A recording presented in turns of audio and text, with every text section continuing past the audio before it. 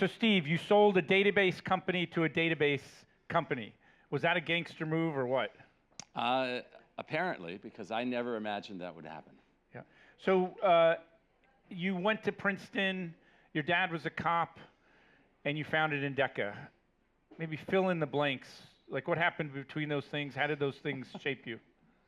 I guess it's not so much that my father was a cop, is that we grew up in the mountains and we were pretty self-sufficient.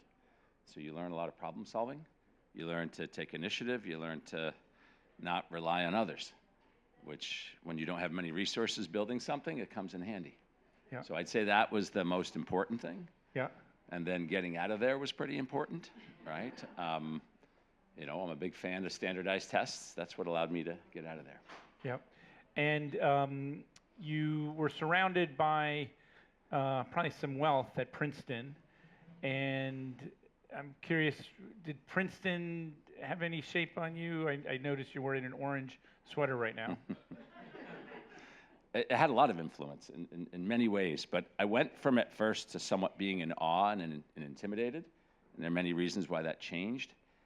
And what I found is I was pursuing things that were of interest to me. I had intrinsic motivation and intrinsic curiosity. Nobody was telling me what to do. Nobody was telling me what path was ahead. I was completely ignorant. Like the extent of ignorance, you know, there'd be posters for banks, and I'm thinking of a bank teller, right, recruiting, because I have no idea. And I actually started to feel sorry for my classmates that were not doing things for themselves. They were doing it because someone else told them to do it.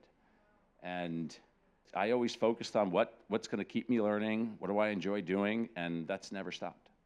So you graduated from Princeton, you found your way to Harvard Business School, and you were frustrated by a rule at Harvard Business School that you couldn't be part of the startup competition back then. So what did you do about that? Yeah, first years, they wanted you working on your case studies, so you were forbidden. I walked down to MIT, ended up on the Akamai team, what was then called Cache, and so there's a lot I could talk about that, but that's how I solved that problem. So you would have been one of the first on the Akamai team. You know, that company's certainly done well. They have $1 billion building. I think I think if they could do it again, they may not have built it right before COVID.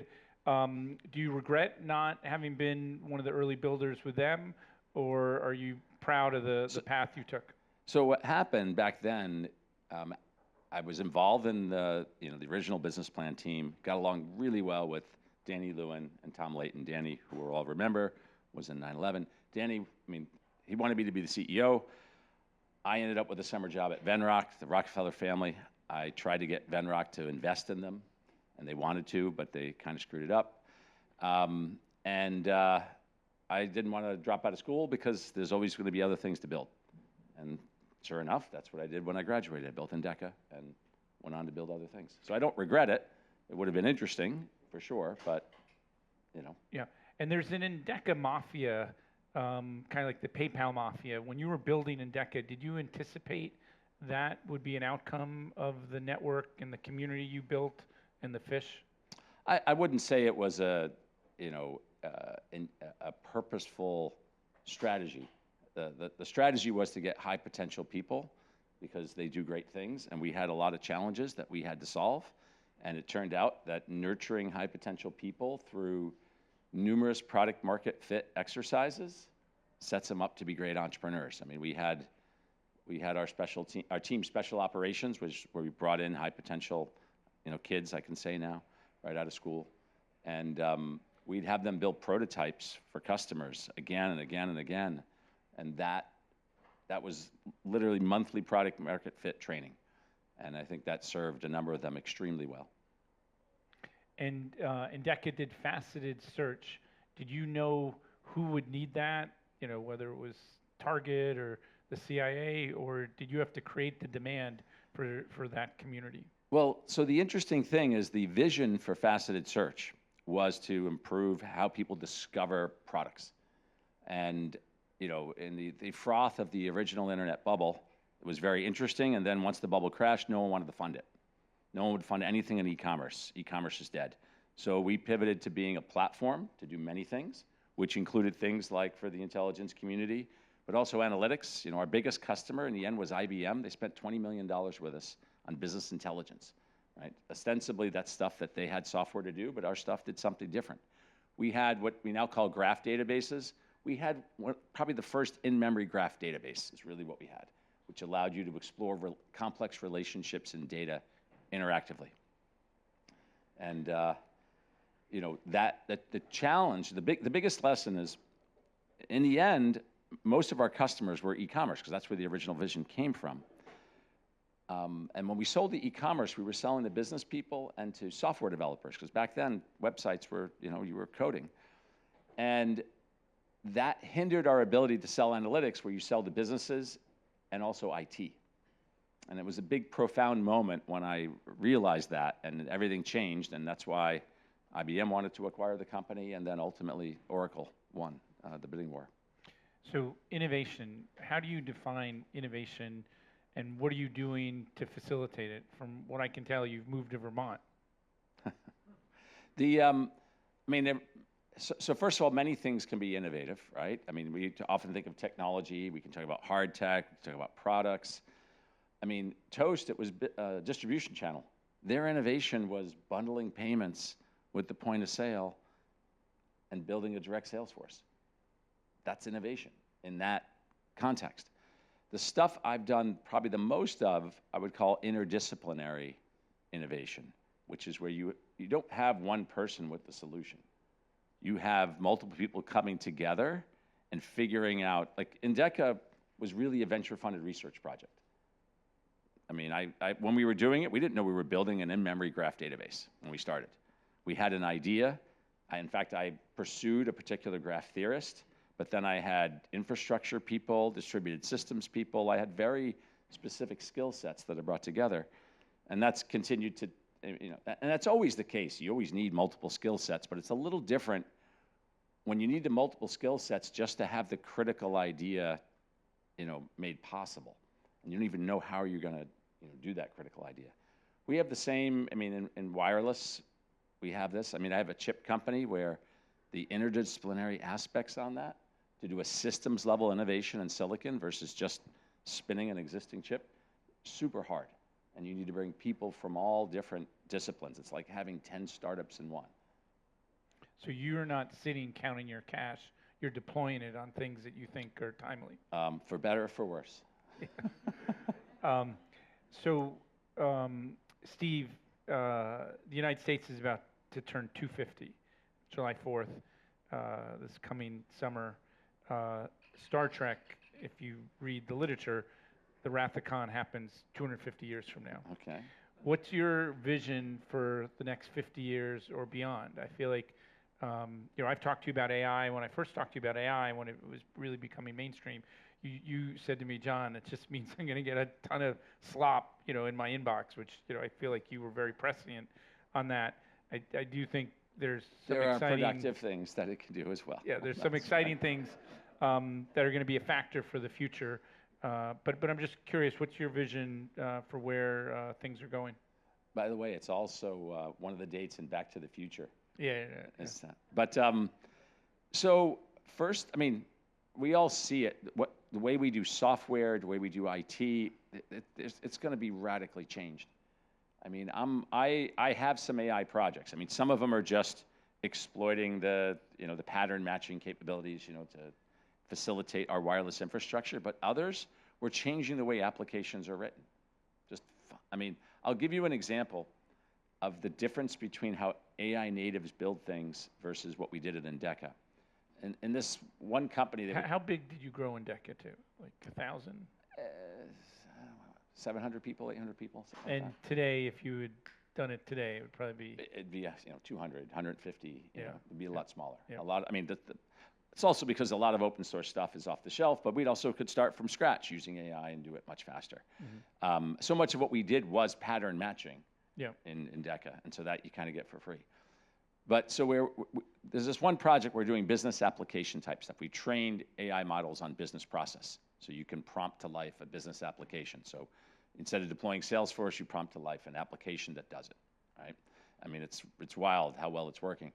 But they were running into the row-level locking database problem. And they're like, oh, this is really hard. And at Endeca, that sort of problem would be like a year-long project, we got to solve it. And he goes, we're going to try to solve this for 3 days. If we can't solve it in these 3 days, it can't be solved in this current generation of AI. Wow. And they solved it, but that's the whole attitude. It's night and day. Yeah, new framework. If you were a young person, how would you be approaching the world? You were feeling sorry for your classmates, who weren't doing it for them. You thought banking was bank tellers. What do you think young people don't get right now, and what do you think are the opportunities? I think there are going to be some real transitions, and a lot of the white-collar jobs or corporate jobs as we know it are not going to exist. And I think we're going through a transition we've never seen before. But you're pretty wise. What do you make of this transition? What advice would you give to yourself if you were young? I mean, I wouldn't change a lot. Yeah. I mean, I think curiosity. I think not being lazy. Like, there's so many things that are done for us now. Yeah. Right? Like, I have 2 young daughters, and they probably won't have to learn to drive a car. I'll probably having them drive a stick shift, because you learn so much by engaging with the world and how it operates. If you abstract away everything, you can't operate in it. I mean, I value so highly how many things I do.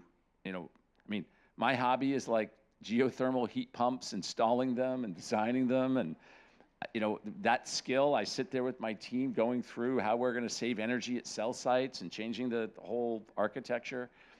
It's just so useful to actually engage with the world versus be oblivious to it. Yep. So you're someone who has some resources, and you decided to take on tough challenges, big problems. What are some of the things you're taking on now? I mean, my big project is the whole Huawei challenge for communications, right? How do we get secure communications, right? And then we could talk all about the security reasons for that. And we've been tackling it as a country, or as the West, as insisting you must adopt the Western version of something that's not as good. And I've been focused on how do we innovate our way to something better. As an example, yeah. But we can innovate to be better. I mean, China was a fast follower with Tesla, and we're falling behind there, right? Versus how do we keep innovating to be better, not just use trade barriers or twisting people's arms.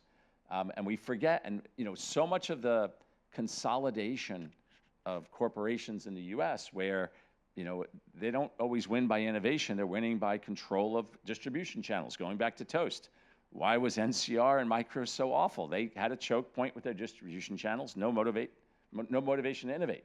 Same thing happens with silicon companies, right? They get to a certain scale and they bundle the products, and they don't really have to have the best, right? And at some point you get a good competitor who's got a vertically integrated solution, and they clean your clock. And that's what happened. Yep. You kept Endeca here. You ultimately sold it, but why do you stay so long here? And what did you know that others don't know? Because a lot of people pick up and leave. So back in the 90s, which is now a long time ago, I was in Silicon Valley. I experienced the culture there before I went to business school. And my observation was Silicon Valley was a lot of mercenaries jumping from place to place. And if you're going to solve hard problems in a world around you that is going to be buffeting your little boat on the ocean until you've gotten to scale, you need a culture of commitment to solve hard problems. And I felt that was so much stronger in the DNA in the region here. And that was the #1 reason. And Endeca would not have been successful in Silicon Valley. We had our ups and downs, and it would have been hard to keep a talented team together because the culture there is just to jump onto the next thing. We're not going to get everyone to sign NDAs, but what can you tell us about why you were in Israel and why you flew in from there? I have a 250-person team there in the wireless business, and it's actually kind of interesting. It is hard to find folks passionate about wireless in the U.S. One of the reasons, that exists, but not, in the way, like take Israel, they're at perpetual war, right? Hopefully it's not perpetual, but, evidence to date is that. And, communications is such a critical technology for their national security that the universities prioritize it, and there's a lot of esteem associated with innovating in that. Less so here in the United States. Well, interesting. Well, in closing, I want to hand you my Star Trek communicator and saying thank you for innovating. Thank you for participating in 90 Minutes of Innovation. Happy to be here.